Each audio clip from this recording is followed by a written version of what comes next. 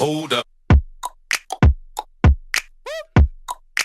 Hi guys, it's me again, Talia with the Sassy Nation, and today I'm going to talk to you about what are 6 things that I wish I would have known before doing my ayahuasca ceremony. So today is 2 weeks exactly since I returned from Mexico and I participated in an ayahuasca ceremony there. Now, I had done a little research prior to, which was primarily, watching documentaries and things like that. But after I came home, because I didn't really have the mental capacity to like focus on much else, all I was interested in and wanted to do was learn more about ayahuasca, learn more about this process, which they call the integration process, which I'll talk to you a little bit more about later. And so it wasn't until after the fact that I realized how much I didn't know going into it. And so, because everyone's ayahuasca experience is different, there are some baseline things, though, that I think would have been helpful for me to know beforehand. So, here they go. So, before going into ayahuasca, I wish I would have had a better understanding of what the different dietas are. All I knew was based on what was told to me, a lot through my neighbor who's done ayahuasca a number of times. She's an older woman. And so we talked about it, like what the experience, what I could kind of expect. But she did also tell me, that you have to maintain a pretty clean diet going into it. Because I didn't go to this ceremony at like a retreat facility, what happened in my situation was I messaged my neighbor and she passed on my email to the facilitators, and they tried to email me, but for whatever reason the email wouldn't come through. And so most of our communication was like through my neighbor. She did send me this outline of things that I should and shouldn't have. And so going into it, there were some things about my diet that I needed to shift a little bit. I was already fortunately eating pretty clean at that time. I had just finished hosting my own retreat where we were only serving the women plant-based foods and a mostly vegan diet. And however, what I didn't know was like afterwards, you have to continue during the integration process to observe a sort of strict dieta. And the reason for this is because your body is very sensitive at this time. Not just your body, but like your spirit, your everything is very, very sensitive. It's very open. And so certain things are just like intolerable. Like I know for me, I love eggs, and I was eating eggs every single day. And so after the ceremony, for the first couple of days, I had like an egg replacement. I can't think of the name or the brand, but I bought it at this health food store near my house. And so that was fine, but it's not eggs. So, I just thought like in a week or so, I can go back to like, trying eggs again. Let's just see, You guys, I had the worst gas of life. Like it was so offensive. It was so disgusting that I was like, I can't have eggs anymore. Like if my body is going to behave like this, like eggs, for some people cause gas anyways, but maybe for me, because I was just so used to eating them, I wasn't affected by it. After this ayahuasca experience and being on this dieta for like a couple of weeks and not eating it, when I reintroduced it back into my my diet, the first time I had it was like at a brunch. It was like, no, ma'am, no bueno, stop, do not proceed forward with this line of eating. Like, so, anyways, I just kind of went back and I reviewed like what different websites were saying, what to eat, what not to eat. And the conclusion that I came to for me is because I eat pretty clean anyways. It was just to continue to eat intuitively and be mindful of like what my body is telling me it's cool to have or it's not cool to have. I definitely suggest, if you're going to be a part of an ayahuasca ceremony, to, depending on where you go, like some places will give you like really strict rules and things like that to observe about eating very basic, very clean. Just be mindful of that, you know, and how you need to incorporate it not only before the ceremony, but after as well, okay? The next thing that I wish I would have known going into ayahuasca before I sat for ceremony was the significance of the Icaros. The Icaros is basically a melody that is given to your shaman during his initiation, or what do you call it? During his shaman initiation or rites of passage process. And it is said that the Icaros comes to the shaman when he's in the jungle. Like usually the plants will like give him the melody that he's going to be using when he's hosting like different ceremonies, when he's guiding or leading ceremonies. And I found it really interesting in this one documentary, I'll put the name of it below, how certain melodies are passed down through families. Like the grandfather may have, when he went through his process, gotten a melody and used it, and then when his son goes through the same initiation, if he chooses, a lot of the times the plants will tell him or give the son the same exact melody for a song that is to be performed during ceremonies. So it could possibly be linked to like your family lineage, for example. But anyways, Icaros basically keeps the tempo of the ceremony. And when I was sitting in ceremony, what I noticed is like you could feel the shift in the room, like when the melody changed in the song, in the Icaros.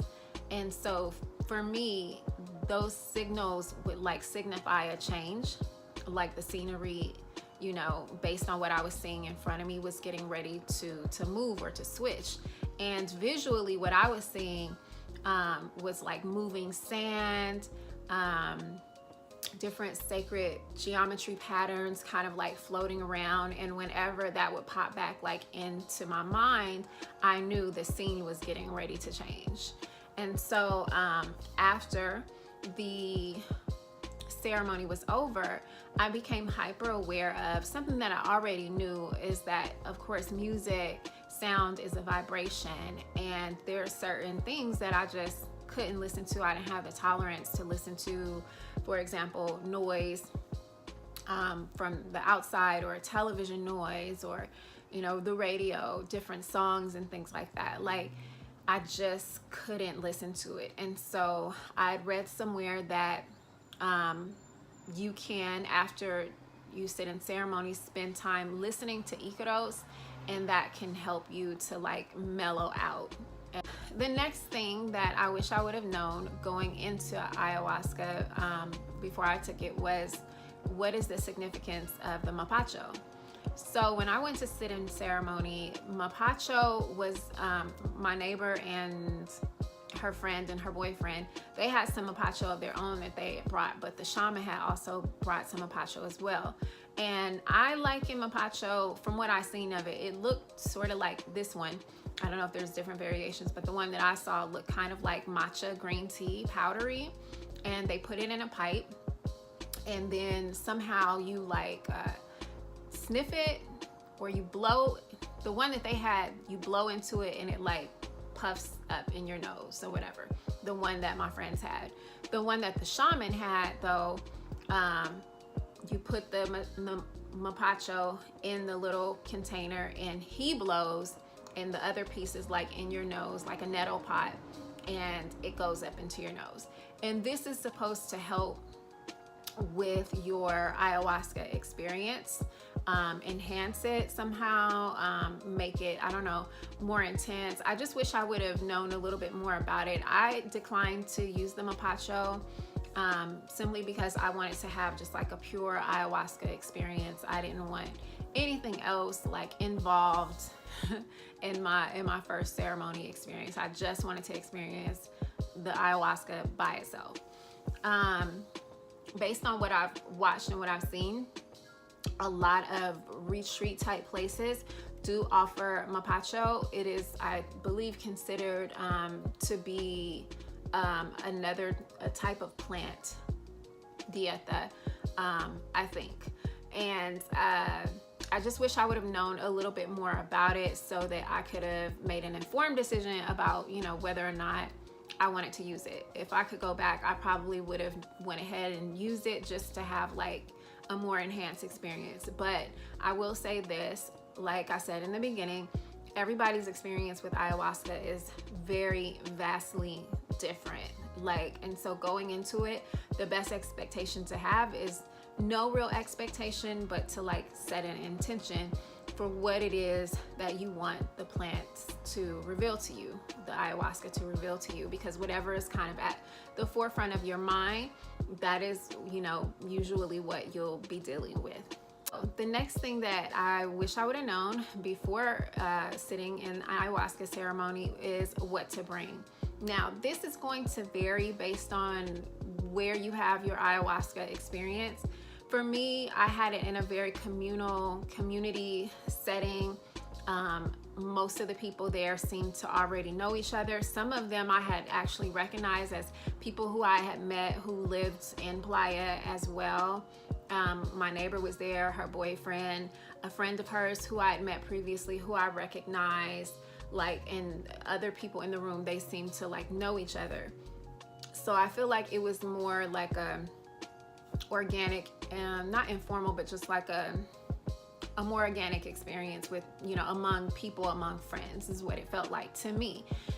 It wasn't in like a retreat type of setting. So there were some comforts that were there provided for you, such as like pillows and blankets and things like that. But as I stated in another video, I'm very sensitive to things like that. I like to like have my own stuff. I'm sensitive to like using stuff that other people have used. So I just wish I would have known, you know, what else I could have brought personally that would have made the physical experience of lying down, which you're lying down like basically on the floor, more comfortable for myself. There was a guy who bought like a blow-up mattress. There was another, you know, lots of people had yoga mats and all this sort of thing. So if I would have known that, some of the other things that I would have brought, I probably would have brought like more pillows, more blankets of my own. I definitely would have brought like some coconut water to drink throughout the night, because I found myself, you know, getting a little thirsty. Like I had a little coconut water, but I wish I would have brought like a full liter so I could have stayed like hydrated. What else? I did bring a couple of crystals with me that were special to me. My neighbor had this really nice lavender spray that helps you, you know, lavender is very calming, but also I understand, or what I experienced during the ceremony, the facilitators, the shaman, they go around and they spray this water on you.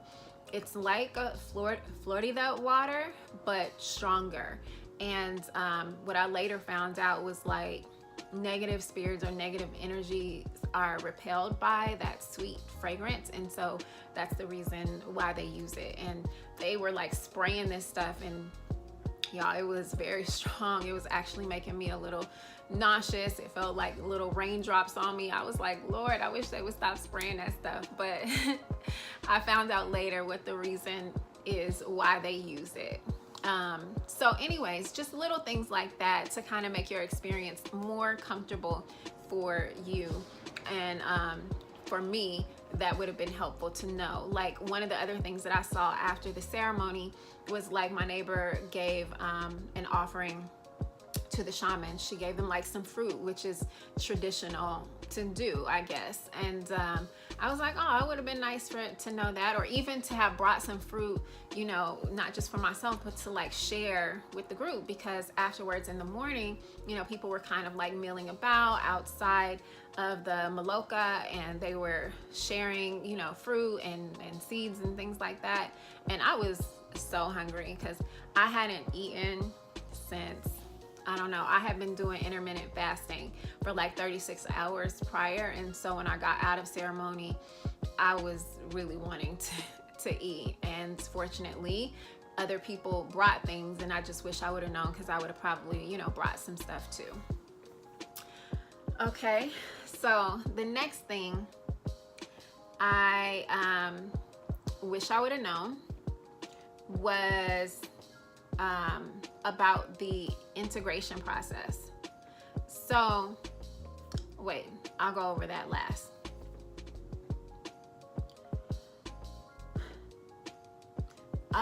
The next thing that I wish I would have known is about women and their moon cycle. Depending on, you know, where you have ceremony, some shamans won't work with women, like if you're on your cycle.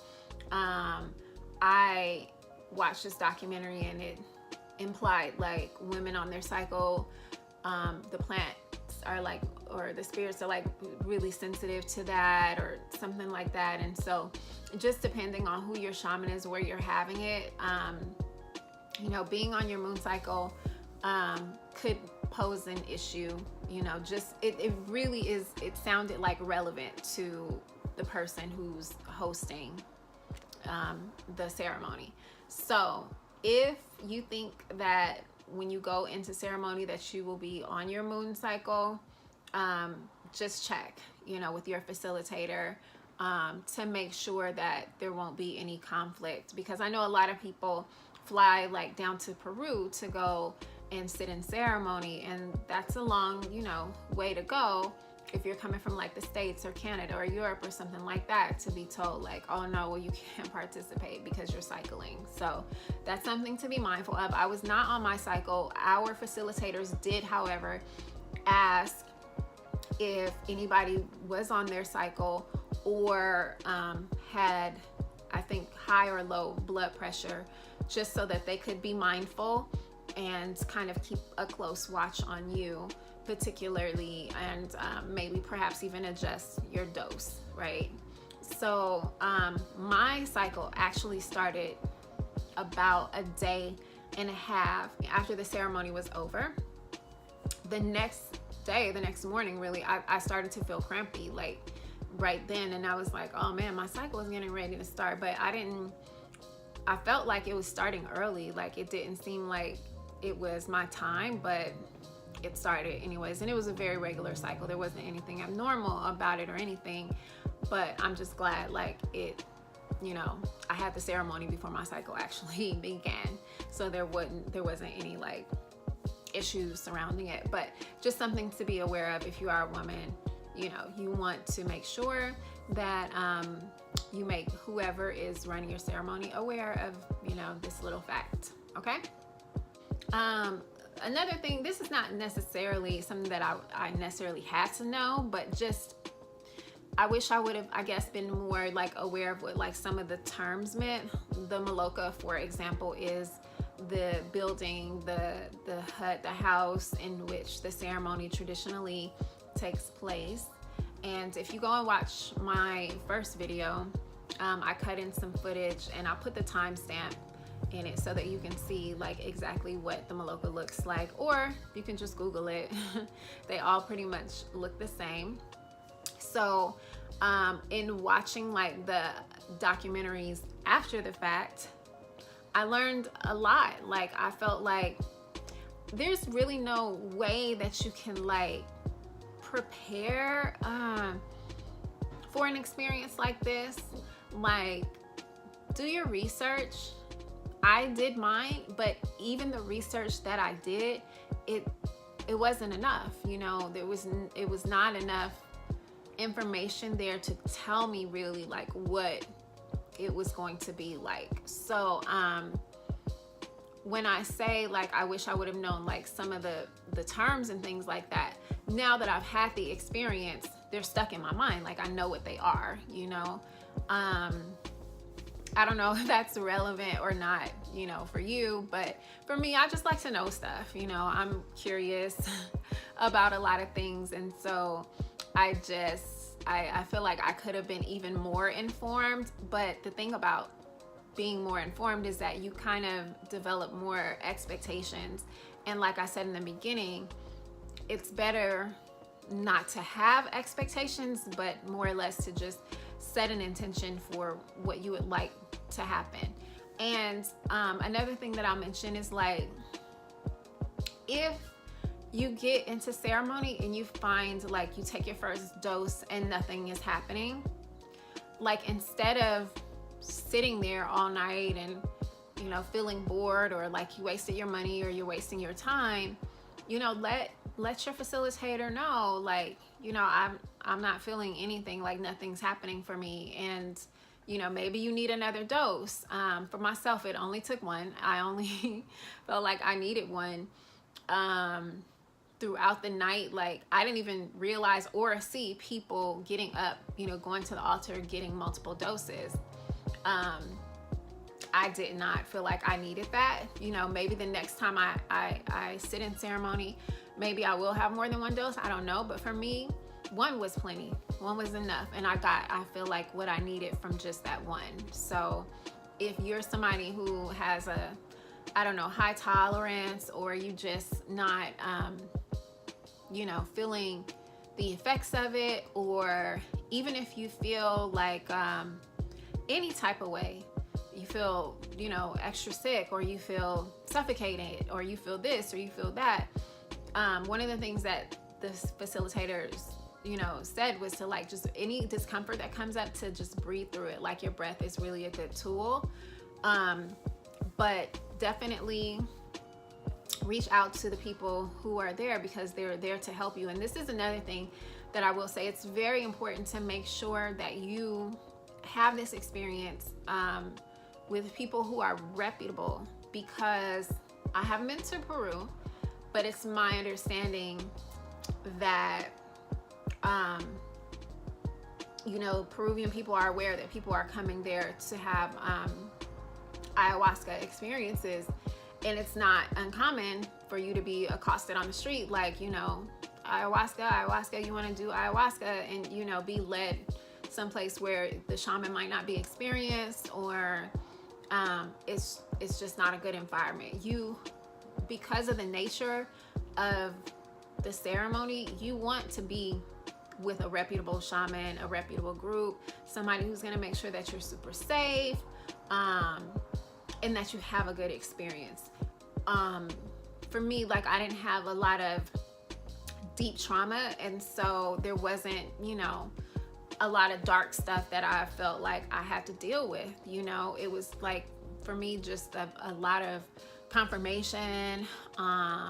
It was a very gentle experience, I'll say that. Some people, you know, in every ceremony that you sit in is different, so I might have a different experience next time. But what I'm saying is, make sure that whoever you sit with knows what they're doing. Let's just leave it at that, okay? All right, so the last thing, the integration process. This is huge, huge, huge. The sixth thing that I really wish I would have known more about before sitting with ayahuasca. So like the ceremony, sitting in ceremony is one thing, but the real work is the application and how you take the things that are shown to you home with you. I talked about this a little bit on my Instagram story about how I don't see how people can go have this experience. Let's say you go fly to South America, you have it, and then 2 days or something like that, you're coming back home and reintegrating into your regular life. You're going back to work, you this, you that. I don't know how people do it. I stayed after mine was over. It happened on a Wednesday. I flew out to go back home on Saturday or Sunday. I think it might have been Saturday. The days after, I was so sensitive to everything, to noise, to light, to heat, to just everything. My attention span was like very short for anything that didn't have to do with ayahuasca. All I was doing during that time was like reading about it, watching documentaries about it. I tried to binge watch a show that I really liked, couldn't get all the way through it, or I got mostly through it and then I just, did away with it. I couldn't be outside very long. I was very, very tired. I feel like some of that had to do with the fact that my cycle had started the next day, but your senses are just so open. Like you need a lot of rest, and not just for the sake of like the physical changes that have occurred within you, but to just process like whatever has come up for you in this process. So for me, this is week 2. I am still processing. I'm still receiving downloads and information, and through dreams and just epiphanies, and and I'm still spending like a lot of time in quiet, like not watching television so much, or really at all. Like I watch YouTube and different documentaries and just learning more about not just ayahuasca, but just other things that I'm super interested in learning, because I feel like my channels are super open to that. I'm reading a lot more. And to me, all of these things are like a part of the integration process. And the dieta, coming back to that, I feel like that's also important and relevant to how you will integrate and apply what this experience was like for you. The only thing I wish, and I think this is the reason why I've been watching so many YouTubes and things about other people and their experience. The only thing I wish is that I maybe had a group of people who I could talk to about what I experienced, because I've told a couple of friends. I shared, a little bit of what I experienced and what I got from it in my previous video, which was my initial 24-hour reaction video. But it's so hard to verbalize the experience, and I just think that as far as integrating stuff, it would be beneficial to have somebody to talk to about some of this stuff that's come up, feelings, questions, just all of those sorts of things. I didn't know how critical the integration process was, until after it was over and I was experiencing it. One of the things that I know for myself is like, I need to be out in nature, like every day if I can. I need fresh air, and that aspect of it, it was a little easier when I first got back to the States, because the weather was real nice. The area where I live, it fluctuates. And so like right now, it's pretty chilly. It's not weather that I necessarily want to go out in and lay out in the sun. The sun, halfway doesn't come out until noon, sometimes 2-3 o'clock in the afternoon, and then the day is over, So, and then it's chilly. So, I just, in this situation, I'm trying, my best to like occupy myself, my time, doing other things that I enjoy. And I've come to understand my diet is very important in helping facilitate the integration, because of the fact that I can't do some of the other things that I would like to do, like go to the beach or go to the park and, lay in the grass, or, being connected to earth and grounding myself. Like, this is what I've found, works and has been helping me to stay grounded and to feel refreshed from day to day. So, that's pretty much it. Those are the 6, big things that I wish I would have known before sitting for ayahuasca. But now that it's over and that I've had the experience, now I know, and so now I can go forward, and maybe hopefully these things will help you as well. And if you have any questions about my experience, or you're thinking about doing ayahuasca for yourself and you just have questions, feel free to leave me a comment. Feel free to contact me on social. I am here. All right, guys, thanks for watching. Bye.